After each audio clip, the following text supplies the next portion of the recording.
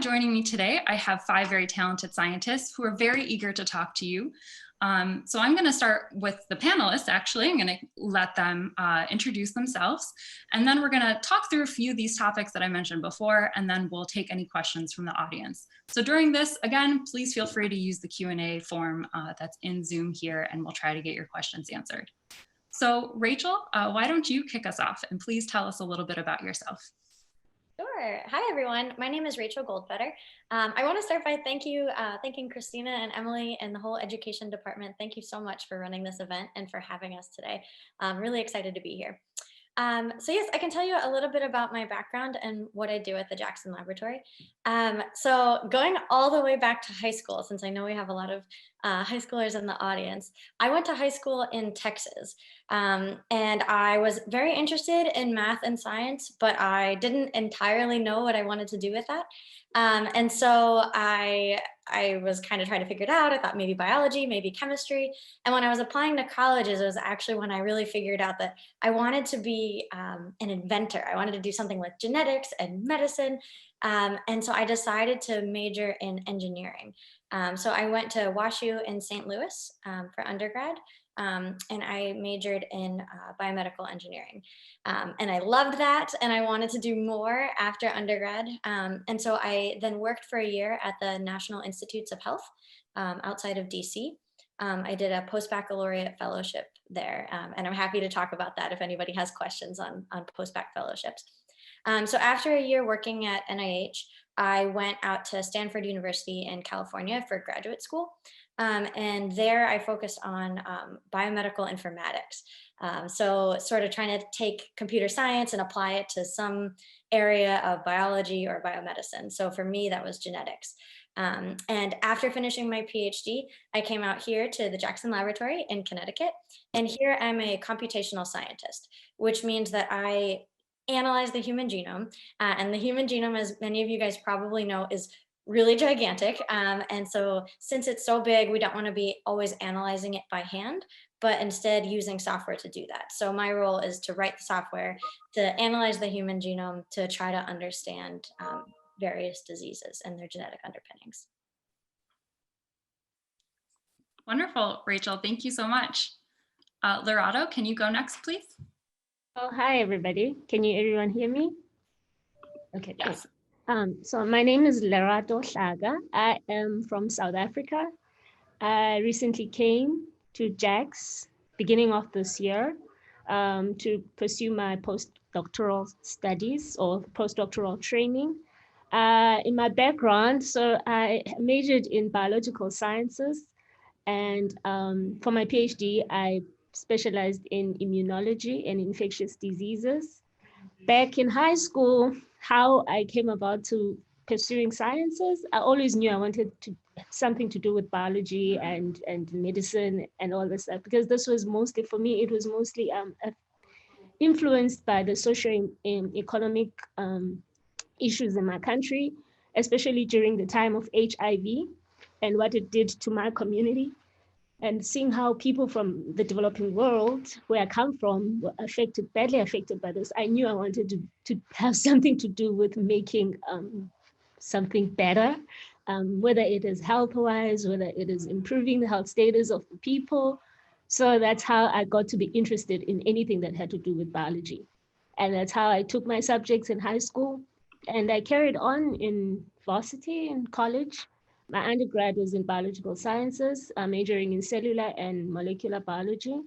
And then I carried on because I wanted to understand host pathogen interactions. And that is why I went by to do my graduate school in immunology. And here I am now carrying on with research. And yeah, I'm new to the country fairly, but if somebody wants to connect with me regarding like coming from different backgrounds and how to navigate your way into science and coming this far, especially coming from a background that was like less fortunate and not having many opportunities. And I wanted to be a voice basically for people of that nature. So yeah, here I am. Yeah, thank you, Lorato. I think that's very relatable for a lot of people, and we're really excited to talk more with you after the introductions. Yuhui, how about you next? I don't unmute myself first. So and I have a relatively interesting background. Starting from high school, I actually went to a technical high school. I actually studied chemical engineering when I was in high school. I came from Taiwan, where the education system is a little different from the US. So in Taiwan, if you go to a technical high school, you're not supposed to go to college. You're supposed to go out and get a job after high school. And that has a lot to do with my family background. I lost my father when I was really young to brain cancer. And that has actually influenced my choices in terms of my career actually for my entire life. So, but ultimately I did go to college in Taiwan. So I majored in chemistry for my undergrad. And after working in Taiwan for a couple of years, I actually came to the US in 1990. I'm not afraid of you knowing my age. So I have been in this country for 30 years and I came after graduating from college. So I've been around for a little bit. So I came to the US to attend graduate school. And so I have again in chemistry, and then after graduate school, I actually worked in industry, biotechnology company for a few years, and then fortunately I was part of the team that actually sequenced the first human genome back in 2001. Many of you probably were still in high school and and things like that. I actually work for the pioneer of genomics, Craig Venter. I worked for Craig for 14 years, both in the industry as well as at the Venner Institute. And then I came to JAX. So I've worked in research. I've worked in operation, I've worked in administration, I worked in management, and just very recently, I also obtained an MBA from Yale School of Management. So I'm working on really more of a business and strategy development. And hopefully, I will be able to provide some insight, for someone who has been around for a little bit and have worked in pretty much any field that you can think of within the life science. Thank you. I think you're a perfect example to show just how wide the biomedical research world is. And so, yeah, we can definitely talk about that after the intros. Okay, Laura, would you like to go next? Sure. Hi, everyone. I'm Laura. So I'm an MD PhD student at UConn and JAX. So what that means is I'm getting both my MD to be a physician and a PhD to be a scientist. But I'll take a step back also and explain kind of how I got here. So I grew up in Cheshire, Connecticut, which is like half-hour away from JAX. And I went to Cheshire High. And I was always very interested in the sciences and math. It was always something I knew I wanted to pursue, specifically medicine. I have a lot of doctors in the family, and that kind of inspired me to go towards the medicine route. And then in college, I ended up majoring in chemistry because I really loved chemistry in high school. And I was also pre-med. And I started to get involved in research in the chemistry department in college, where I started to really like it. And that's when the idea of doing the dual degree program kind of popped into my head. And so after I graduated Holy Cross, I don't know if I said I went to Holy Cross, College of the Holy Cross in Worcester, Mass. And so after I graduated from Holy Cross, I wanted to do a little bit more research to make sure I really liked it, to really decide if I really wanted to pursue the MD PhD route, because it's very long and challenging. So I moved to Boston, where I worked at the Dana-Farber Cancer Institute, and I worked as a research assistant there. And it just further convinced me that this is kind of where I belonged, at that intersection between both medicine and science and in the lab. And so I applied to MD PhD programs, and I chose to attend UConn. So I'm a student at UConn, but am able to do the graduate education or the graduate work at JAX. And so that's kind of how I got here. And I'm in my 6th year of 8 years. So I've been here for a while. A long program, but I'm sure very worth it. And we can talk more about that later too. Okay, Isha, close us out here for the introductions, last but not least. Hi, everyone. My name is Isha Volle, and my preferred gender pronouns are she, her. And I first of all want to thank all of you for being here today. I think it's such a wonderful opportunity, and I truly hope that you get out of here with at least one thing, one thing that really inspires you in your future career. So a little bit about me. I'm from Glastonbury, Connecticut. And in this town, I actually went to high school with people who were super inspiring. I had some great peers and classmates, and especially some wonderful mentors who really encouraged me, even at that early stage, to start on my research journey. So my junior year of high school, I did a project in an immunology lab at actually the UConn Health Center. And I got to meet a lot of cool people from lots of different backgrounds, which is one of the perks of working in science. I then attended Boston University for college, where I majored in biochemistry and molecular biology. And I was also able to do some lab work there as an undergraduate research assistant in a biochemistry lab. And that's where I sort of started understanding what I was really interested in, which was early development and the genetics underlying early development.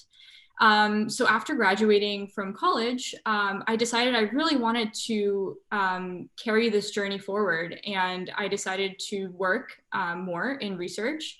I worked further at the BU School of Medicine, and then since last year, I actually moved back to Connecticut and started working at the Jackson Laboratory. And I work in Dr. Christine Beck's lab, exploring how our human genomes vary and what mechanisms cause this variation to occur. My typical day consists of both working in the lab at the bench, doing experiments, but during the quarantine, I found I was very lucky that I also recently had gained some computational skills, which came in very handy when we were all, locked down and forced to work from home.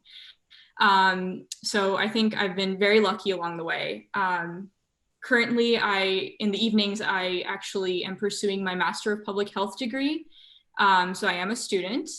And in the future, I actually hope to take the path that Laura is currently pursuing, which is to be an MD PhD and work as a physician scientist, hoping to bring, all the sophisticated and amazing biomedical and genomic techniques that we are working on as scientists to patients who are underserved and might not be, the first to receive these. So I think science, public health, and having a pre-med goal has been really great. And I'm hoping that I can answer any and all of your questions. Thank you.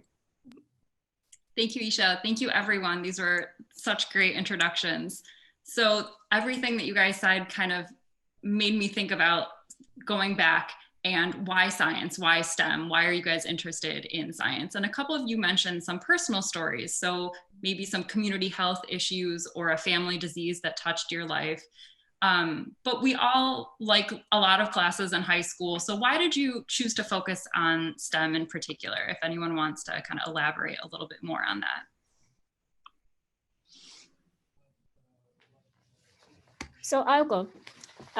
So as I mentioned before, at the time when I was supposed to choose my subjects in high school, there was that outbreak of HIV and there was no cure for it, right? And so because I always knew I wanted to be in biology or in medicine, something that had to do with improving the health status of the community because of the impact that the disease had at the time. So you know what, but you don't know how. So for me, it was asking around and having people that were, luckily we still had like doctors or your family doctor that you can approach and tell them, look, I think in future I would want to be in this kind of field, and what subjects would take me there particularly, instead of like taking everything and then just going around and picking them on a random. So kind of guide me. So you find yourself seeking help from people that are around you, that have been around. And that kind of made me and tied it in for me that, okay, this is the route that you need to take. Although at the end, it might bend a little bit, but this is exactly what you need, the way in which you need to go. So that's how I found my how, and that's how I chose my STEM, based on what I wanted to do in the future. It might be different for somebody that is not sure on how to go about, or they don't know yet what they want to do in college. So it might a bit be different. I don't know if any of you has been in that situation whereby you're not sure what you want to do in college, and then it makes you a little bit fuzzy on what subjects to choose at that time. Maybe somebody can elaborate on that part. Yeah, that's a great comment. So did anyone have a struggle, like, oh, I really love English, but I also, love science. So I don't know, do I want to be a writer? Do I want to be a scientist? Did anyone else have that kind of struggle when approaching their classes? So maybe I can offer a little bit of perspective. So my choice was actually really a combination of what I do enjoy doing, as well as basically requirement by life situations. Obviously, my life situation at the time really required me to gain some sort of skill that will be able to allow me to readily find a job and support myself. That's one thing. But I would never sign up to do something that I didn't love. Because actually, in terms of, I've always enjoyed the purity and the honesty of doing science. I think that is something that's really, really fundamental about actually being in science, being in engineering. It's about the truth. It's about what is real. And there's actually I always enjoy actually working in a lab, that really pure truth seeking activity. And that's why it doesn't matter, what particular positions I have been in or I am in right now. I continue to stay in the field of science, just for that fundamental love for it. And I would never recommend anybody to actually pursue anything that they do not love, because it's going to be very difficult to actually, it's going to be a hard battle to actually compete, regardless of your race, regardless of your sex and things like that. If you want to actually do well, if you want to be top notch, it requires a lot of hard work. And if you don't love it, you'll never survive. So definitely do it because you love it.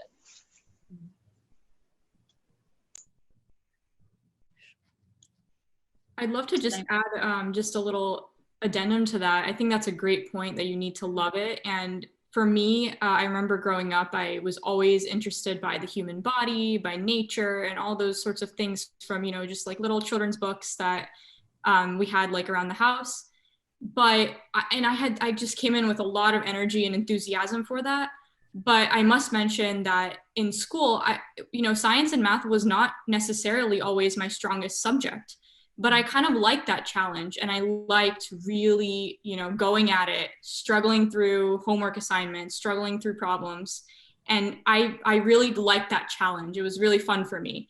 And that's one of the reasons that I stuck with doing research throughout high school.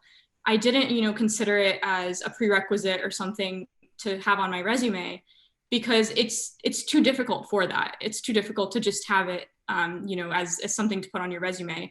You really, in order to do well, as Yuhai said, you really need to put in your 100% and really try to make an impact in, you know, to the people around you, work with them and understand what you're doing. So even if it doesn't come easy, you know, I think it's really great if you can be up for the challenge.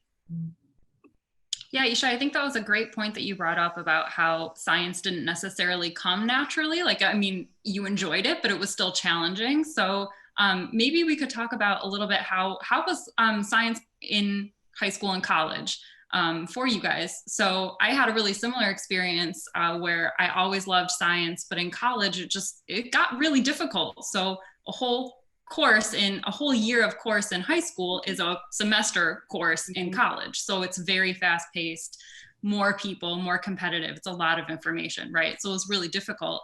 And I went from being, you know, all A's to not all A's. And that was also very hard. But here I am, you know, like I kind of still survived and persevered. So did anyone else have a similar experience? How was college, the transition to science in college for you guys? I can speak to that. So Christina, I think my experience is really similar to yours. So in high school, I thought that math and science, I mean, I don't want to say they were easy because that's the wrong word, but I just loved it so much. It came so natural. It was like, I just wanted to read more. I wanted to know more.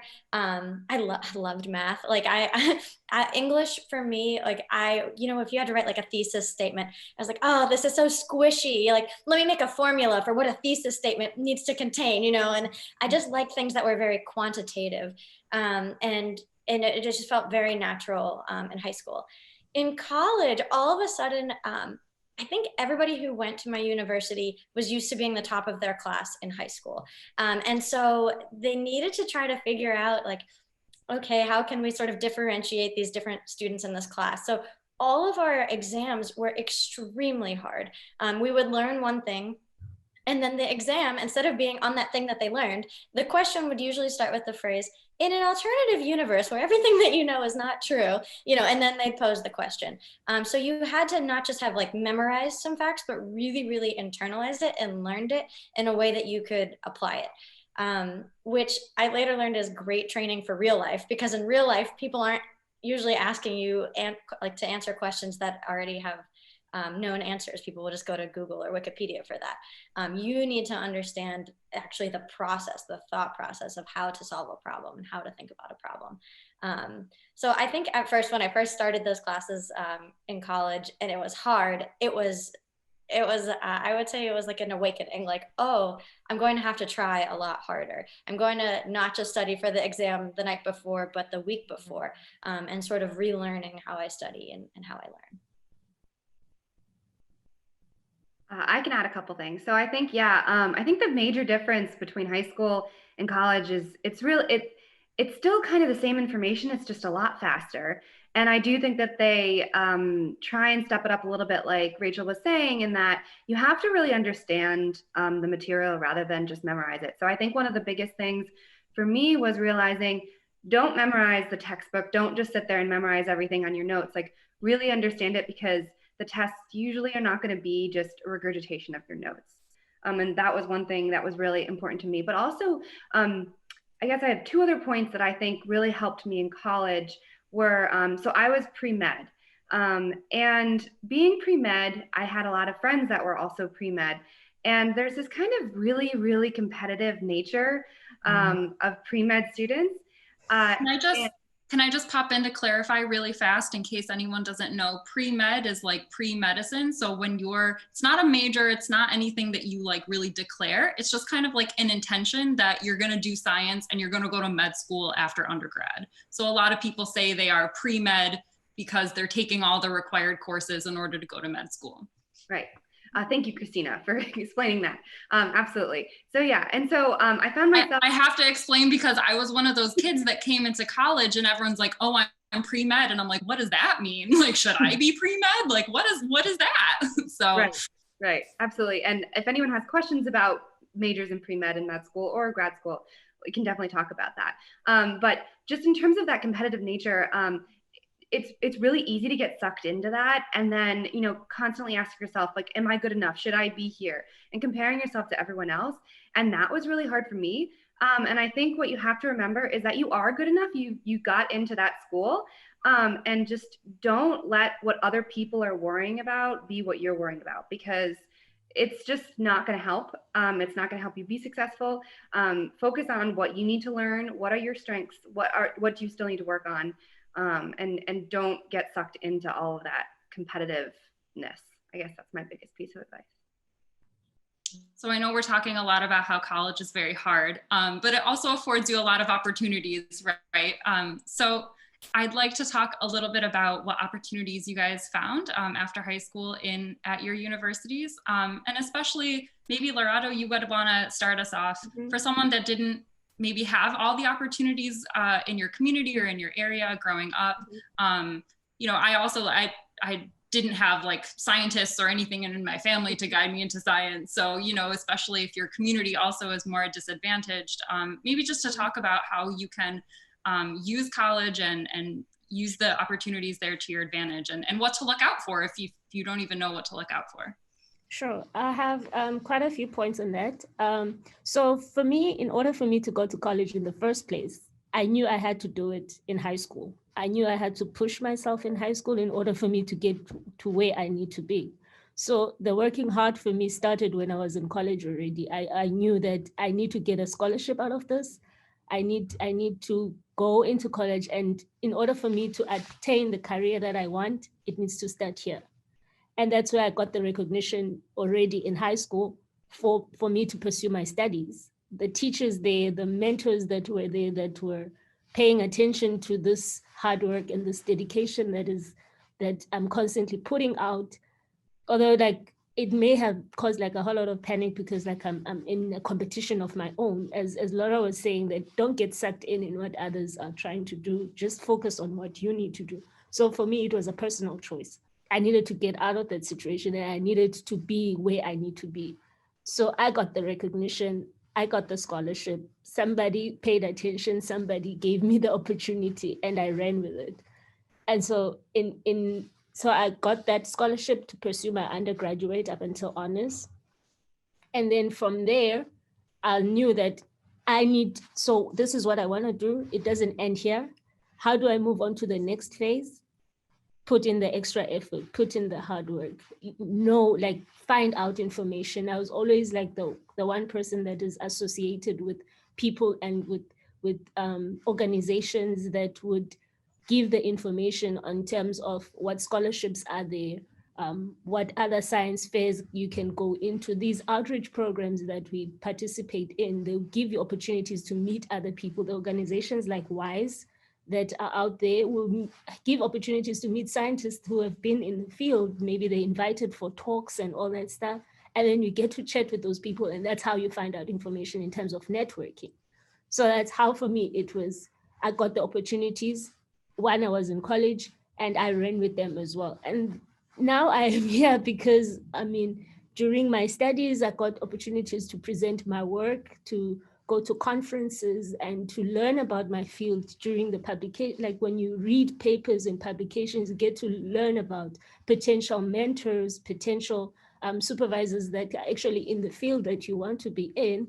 And then when you apply for those opportunities, at least you know this is where this person does this person does that, this collaboration can form in this way. So those are the opportunities that were presented to me. Seminars, applying through the school's website, those opportunities that are there, you just go for it, you apply for it, you use whatever is there for you, and you just run with it, putting in the effort and putting in the dedication. And that's how I came to be where I am right now. So it sounds like what you're saying is, you know, the drive came from yourself, and you saw that education was an opportunity to get yourself out of your situation and onto bigger and better things. Totally. But you didn't necessarily know what the opportunities were exactly, right? So you didn't have it all figured out, but you just kind of worked one step at a time. Let's get from high school to college. Let's get that scholarship. Let's get to where I need to be. And then once you're there, then you kind of assess again and figure out, what do I need to do to get me where I am? And I think that's a really important point, because we often, again, comparing ourselves to everyone, we think, oh, they have it all figured out, or, oh, if I need to know what I want to do at the end of my career, so I need to have it all planned. And that's not the case. It sounds like everyone kind of had some, struggles and some questions and some winding roads. So I think that's a really good thing to bring up.